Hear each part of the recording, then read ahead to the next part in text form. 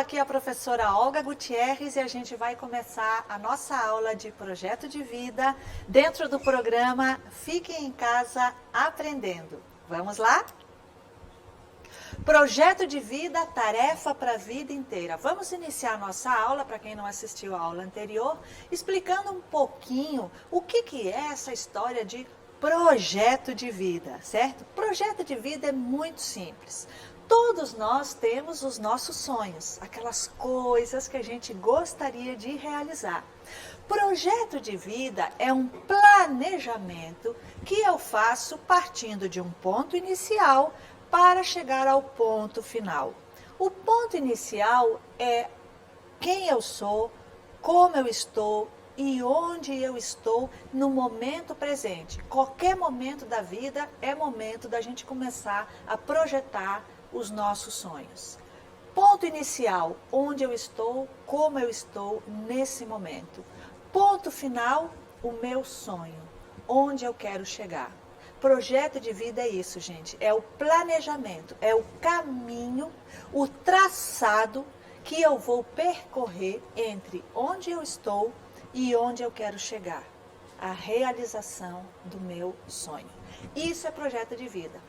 Planejamento no papel de tudo que eu preciso fazer para conquistar os meus sonhos. E a gente está aqui nessas aulas, através da televisão, para ajudar vocês nesse caminho, nesse planejamento, nessa realização de sonhos. Vamos lá! O tema da nossa aula de hoje, dentro do processo de autoconhecimento, que é fundamental para a gente conseguir alcançar os nossos objetivos, para a gente conseguir realizar os nossos sonhos, até para a gente descobrir o que é que realmente a gente quer, o que é que a gente realmente deseja, é muito importante a gente se conhecer. Certo?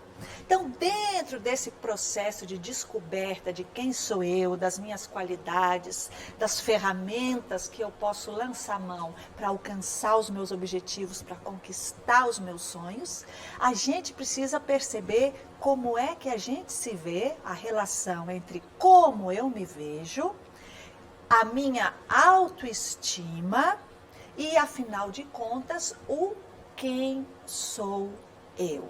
É sobre isso que a gente vai conversar na aula de hoje, sobre essa visão que a gente tem da gente mesmo e sobre a visão que os outros têm de mim a partir da maneira como eu ajo, como eu interatuo com as pessoas ao meu redor. A formação da identidade requer um processo de reflexão e observação simultâneos. É um processo que ocorre em todos os níveis de funcionamento mental e pelo qual o indivíduo se julga à luz daquilo que ele percebe ser a forma como os outros o julgam, em comparação com eles próprios e com uma tipologia que é significativa para eles. Ao mesmo tempo, ele julga a maneira como os outros o julgam, de acordo com o modo como ele se vê, em comparação com os demais e com os tipos que se tornaram importantes para ele.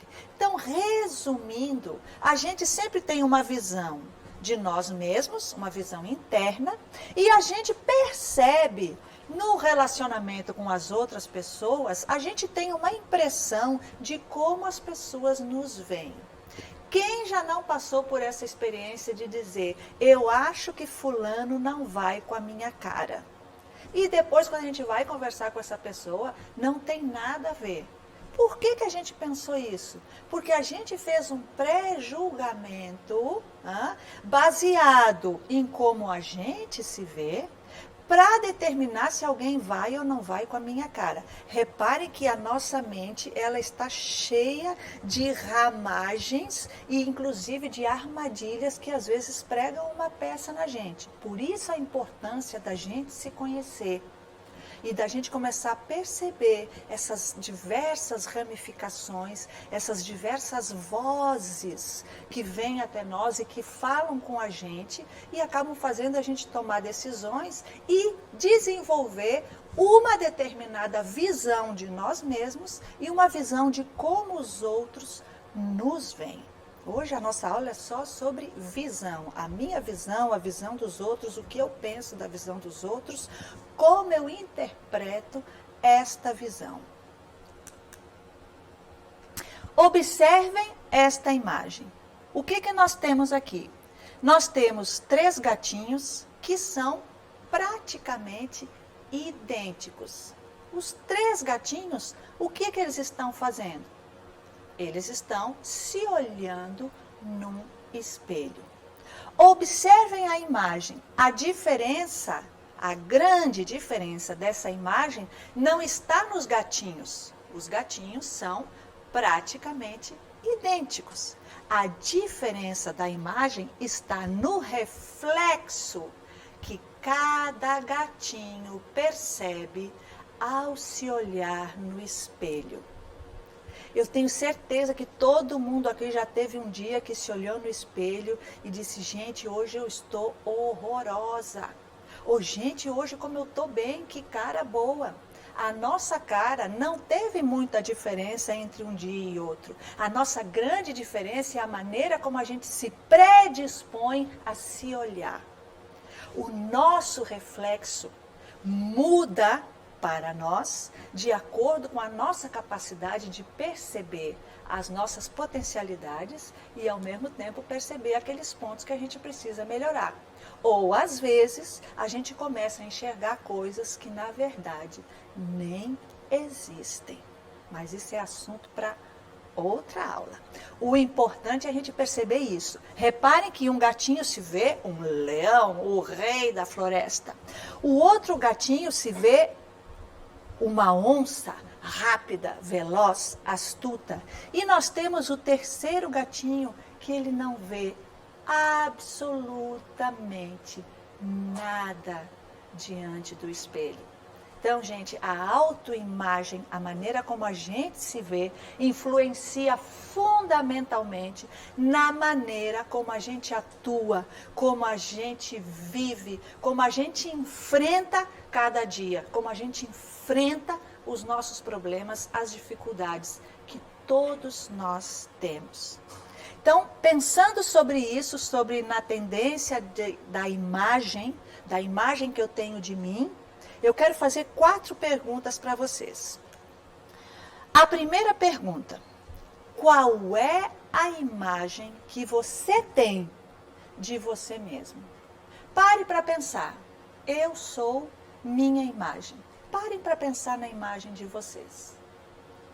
Qual é a imagem que você, nesse momento da sua vida, aí sentadinho, assistindo a nossa aula, tem de você mesmo? A segunda pergunta que eu quero fazer é a seguinte: existe... Agora vamos sair do individual. Primeiro eu fiz uma pergunta direcionada para você. Qual é a sua imagem? Qual é a imagem que você tem de você mesmo? Agora vamos expandir o nosso olhar e vamos olhar para a sociedade onde a gente vive. Certo? Vamos pensar no coletivo.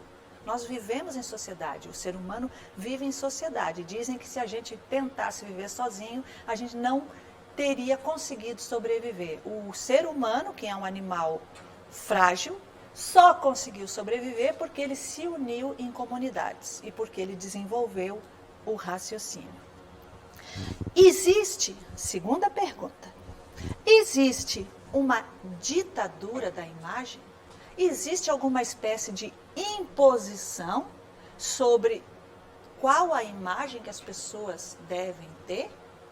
Vamos fazer um pequeno exercício para perceber se existe ditadura da imagem. Quando a gente fala em uma pessoa de boa aparência, precisa-se de secretária com boa aparência. O que é que significa essa boa aparência? Se você conseguiu listar 3 ou 4 coisinhas que entram dentro da boa aparência, obviamente, uma série de outras características de imagem pessoal ficaram fora da caixinha boa aparência. Isso acontece por quê? Porque existe uma padronização socialmente aceita e às vezes, muitas vezes, velada, calada, do que é uma boa imagem e do que é uma péssima imagem. Dentro desse raciocínio, vem a terceira pergunta. O que caracteriza a beleza? A pessoa ser considerada bonita. O que caracteriza a felicidade? Ai, olha a foto da pessoa no Instagram, no Facebook. Nossa, como ela está feliz. Por que eu digo isso? O que caracteriza isso? E o que é que caracteriza a inteligência? Que imagem, quando a gente pensa pense num colega inteligente. Fulano de tal é muito inteligente, sem nem ter conversado com ele. Só de olhar para a cara dele, você já diz, esse daí deve ser inteligente. Que características físicas, que aparência uma pessoa para ser considerada inteligente, feliz e bonita precisa ter? É sobre isso que a gente precisa pensar, porque através disso existe uma imposição social sobre o que é boa aparência, sobre o que é você tem chances de realizar os seus sonhos, de ser feliz, porque você é muito inteligente e belo. E todas as pessoas que estão fora dessa padronização, o que acaba acontecendo com elas? E aí vem a nossa quarta pergunta, elas podem acabar pensando que tem alguma coisa errada com elas. Você já parou para pensar nisso? Algum dia você já, com tristeza, se olhou no espelho e perguntou, tem alguma coisa errada comigo? Eu te convido a fazer uma segunda pergunta. Toda vez que essa pergunta vier para você, toda vez que você começar a achar que tem alguma coisa errada com você, faça a segunda pergunta. E a segunda pergunta é simplesmente essa. Por quê? Por que eu estou achando que tem alguma coisa errada comigo? Por quê? E vamos começar a analisar. E vamos começar a nos libertar de toda uma série de imposições sociais que vêm para cima da nossa imagem, porque isso influencia diretamente na nossa autoestima, que é tema da nossa aula também. A maneira como eu me vejo. Se eu sempre estou tentando ser uma coisa que eu não sou, porque eu quero entrar dentro de um determinado padrão, eu vou acabar cortando de mim mesma, mutilando, decepando as minhas potencialidades, as minhas habilidades, as minhas características que fazem de mim e de você também uma pessoa única no mundo. Não existe ninguém no universo inteiro como eu, assim como não existe ninguém no mundo inteiro como você, que está aí agora sentadinho na minha frente, assistindo a minha aula. Então, pegue as suas potencialidades, pegue a sua imagem, pegue quem você é, se fortaleça, se arme e siga adiante. E se goste, e se valorize, porque isso é fundamental para você se desenvolver como pessoa e para te ajudar a conquistar tudo o que você quiser na vida. Preste atenção. A gente vai assistir um vídeo agora que se chama Retratos da Real Beleza.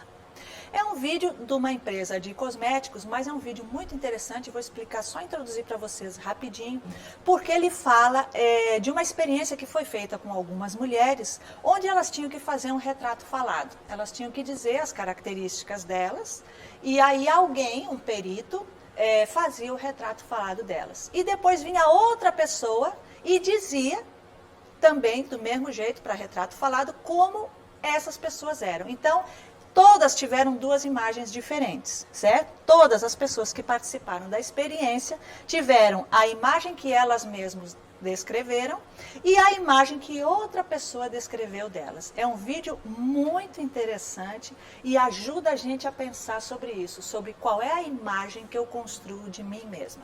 Vamos assisti-lo?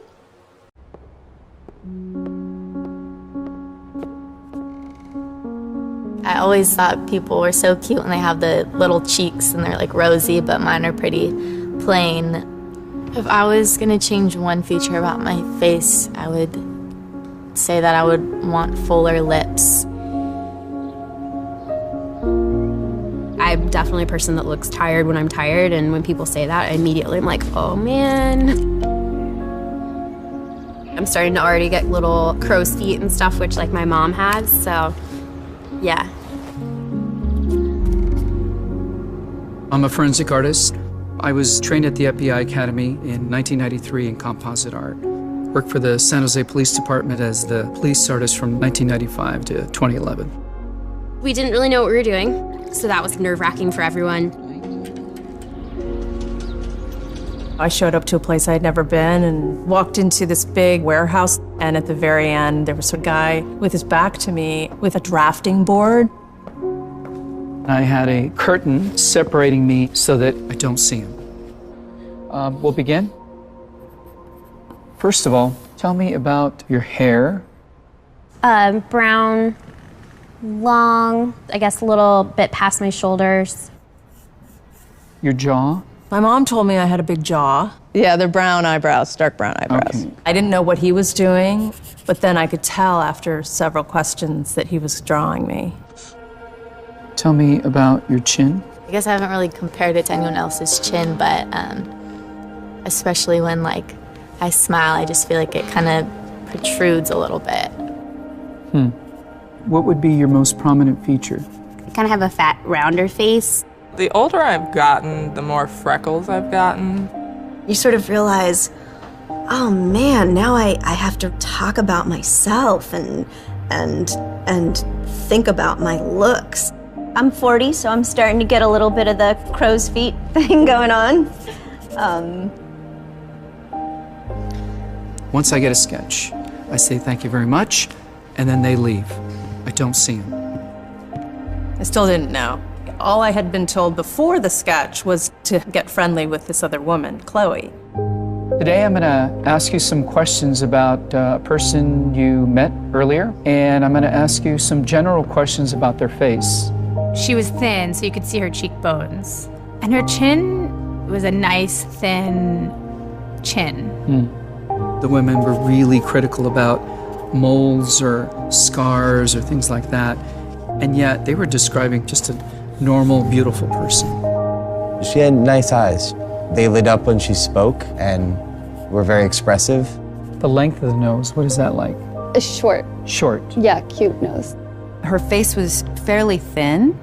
She had blue eyes, very nice blue eyes. Okay.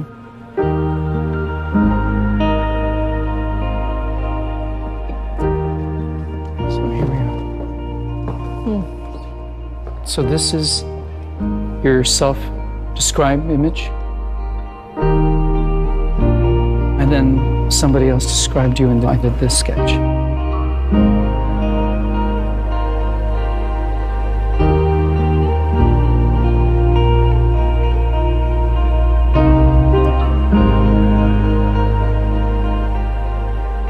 I have this whole thing about having dark circles and crow's feet around my eyes, and that was not part of the sketch at all that The Stranger did. The Stranger's was a little more like gentle.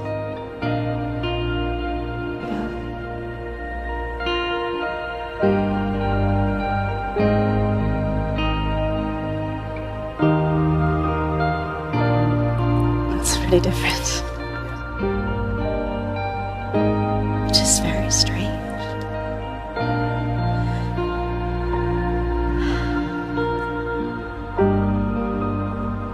She looks closed off and fatter. She just looks kind of shut down. Sadder, too.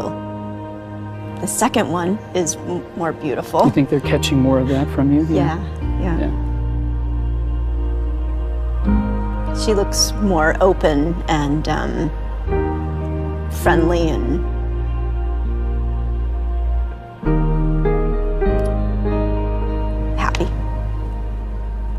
come a long way in how I see myself, but I think I still have some way to go.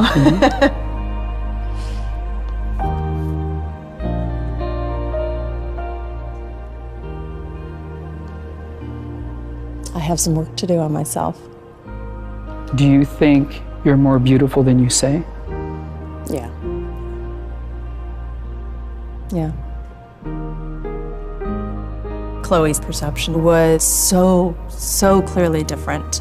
Her picture looked like somebody I thought I would want to talk to and be friends with, like a happy, light, much younger, much brighter person. It's troubling. I should be more grateful of my natural beauty. It impacts the choices and the friends that we make, the jobs we apply for, how we treat our children. It impacts everything.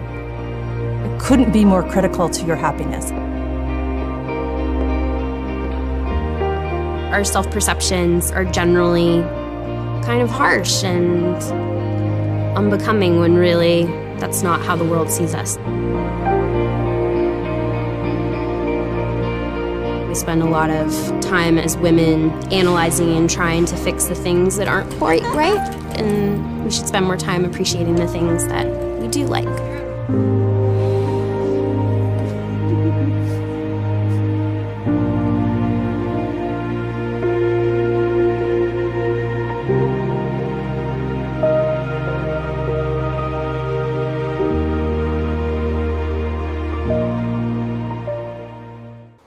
Interessante, né, pessoal? Como a imagem de uma é completamente diferente da imagem que a outra pessoa fez delas mesmas. E isso acontece com a gente também, certo? Então, dentro dessa perspectiva aí do quem sou eu, a imagem que as pessoas têm de si mesmas é produto dos numerosos reflexos que fluem de muitas fontes. Para eu construir a minha autoimagem, tem uma série de coisas que influenciam a minha mente para que eu crie uma determinada imagem de mim. Então, nós vamos ver 3 coisas aqui. A primeira, o tratamento que a pessoa recebe das pessoas à sua volta. Se eu estou num ambiente onde as pessoas valorizam a minha imagem, valorizam a minha pessoa, onde eu sou bem tratada, onde eu sou estimulada, é óbvio que a minha autoimagem, ela vai ser uma autoimagem positiva. A segunda coisa é o domínio físico sobre si mesma e sobre o ambiente. A minha postura, a minha relação com o meu corpo no ambiente onde eu estou também favorece a minha autoimagem, certo? E a terceira coisa é o grau de realização e reconhecimento em áreas importantes para ela. Então a imagem, na verdade, ela não se constrói somente pelo que a gente vê aparentemente, né? A nossa imagem também se constrói com o que a gente tem dentro. Né, com a nossa personalidade, com nossos desejos, com o nosso se sentir querido, se sentir aceito e se sentir pertencente a um determinado espaço. Eu me senti útil, eu senti que eu sirvo para alguma coisa e que eu participo do ambiente onde eu estou, certo? Esses reflexos são como instantâneos de uma pessoa que ela cola num álbum imaginário de retratos e que formam a base da sua identidade. Tornam-se a sua autoimagem ou o autoconceito, o conceito que eu tenho de mim mesmo. Suas respostas pessoais à pergunta: quem sou eu? É importante ter em mente que a imagem que a pessoa tem de si mesma pode ser ou não exata. É o que eu tinha dito antes. Às vezes a gente se olha no espelho e enxerga coisas que na verdade não estão aí. Né? O caso da anorexia, que é um transtorno alimentar, é bem conhecido. A pessoa está magra, ela se olha no espelho, mas ela sempre se vê gorda. E aí ela fica cada vez comendo menos, até que a pessoa adoece e morre. Todo ser humano tem um eu e uma autoimagem. Então vejam aí que a gente já está começando a diferenciar quem sou eu da minha autoimagem, do como eu me vejo.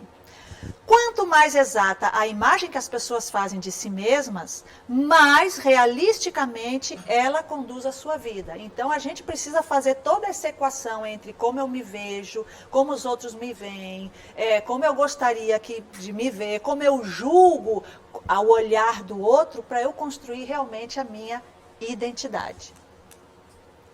Observem aqui o desenho da moça que apareceu no filme. Vejam aqui a foto dela, como ela realmente é. A imagem da esquerda é como ela se descreveu. E vocês veem que é uma imagem mais pesada, mais carregada, mais triste. E a imagem que uma pessoa fez dela. Uma imagem leve, uma imagem mais suave, uma pessoa mais aberta. Qual a diferença entre essas duas? O campo de visão. Isso a gente precisa trabalhar em nós mesmos. Por exemplo, deixar de valorizar tanto os nossos defeitos ou os nossos pontos de melhorar e valorizar mais as nossas qualidades. A gente tentar ser menos exigente com a gente mesmo, se cobrar menos e desfrutar mais do que a gente tem de positivo, inclusive do que a gente tem a melhorar. Isso é muito importante. Mas afinal de contas, então, eu sou ou eu penso que eu sou? Então vejam, quem sou eu, na verdade, é uma soma de fatores. Quem sou eu tem a ver com 3 coisas que nós vamos ver aqui. É uma soma. Quem sou eu é o produto de como eu me vejo, a maneira como eu me vejo, a minha autoimagem, a minha autoestima, tem muito a ver com quem sou eu, com certeza. Depois nós temos uma outra coisa que se soma aí e que tem muito a ver com o projeto de vida, que é como eu gostaria de ser. Professora, como eu gostaria de ser? Sim, senhora, sim, senhor. Como eu gostaria de ser tem a ver com o meu sonho. E o meu sonho determina o meu presente. O meu sonho de futuro determina o meu presente. Dependendo de onde eu quero chegar, eu vou atuar no dia de hoje. Então, quanto maior for o meu sonho, maior eu me coloco no momento presente. Por quê? Porque eu me sinto capaz. Se o meu sonho é grande, eu vou me sentir hábil, disposta a lutar por um sonho grande. E quando a gente se dispõe a lutar por uma coisa grande, só se dispor a isso já faz com que a gente se fortaleça, com que a gente cresça, com que a nossa imagem, o nosso eu suba, se expanda. Agora, se eu não tenho sonho, ou se o meu sonho é desse tamanhinho, eu vou ficar menor ainda que o meu sonho, porque o nosso sonho sempre é maior do que a gente mesmo. O sonho sempre é uma tentativa de expansão, então o sonho sempre vai ser maior. Então, gente, sonhe e sonhe grande, sonhe alto. E a terceira coisa que soma para dar no quem somos nós é como os outros me veem.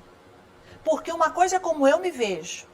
Mas, por exemplo, eu agora não estou me vendo. Eu tenho uma autoimagem de mim mesma, mas eu não me vejo. Agora, a maneira como eu estou me posicionando e conversando com vocês vai determinar uma imagem. Essa imagem eu não vejo, porque eu não estou me vendo. Só quando eu for ver depois na televisão em casa. Mas vocês estão me vendo. Vocês que estão ao redor, as pessoas que estão aqui no estúdio, enquanto a gente está gravando, essas pessoas estão me vendo.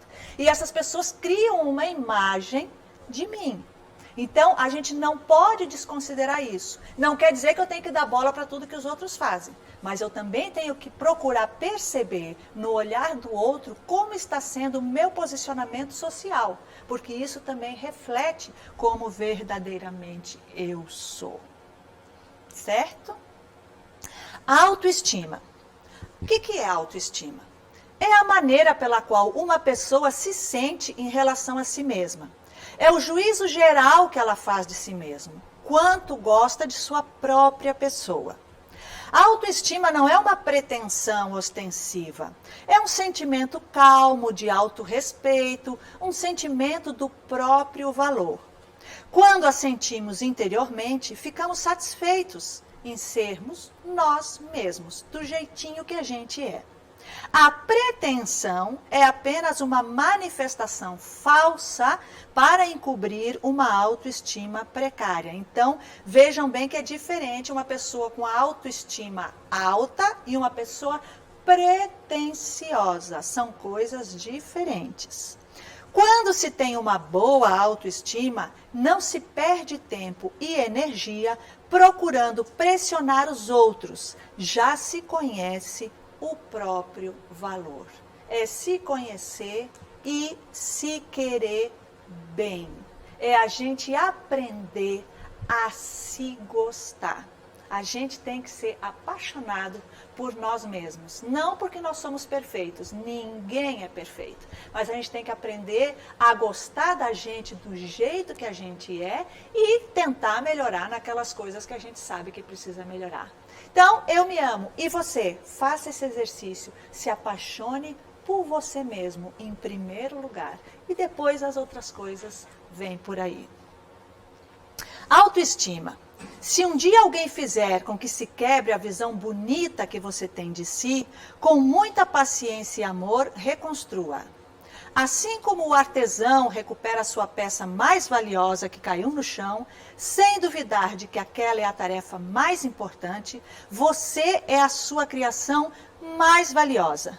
Não olhe para trás, não olhe para os lados, olhe somente para dentro, para bem dentro de você e faça daí o seu lugar de descanso, conforto e recomposição. Crie esse universo agradável para si. O mundo agradecerá o seu trabalho.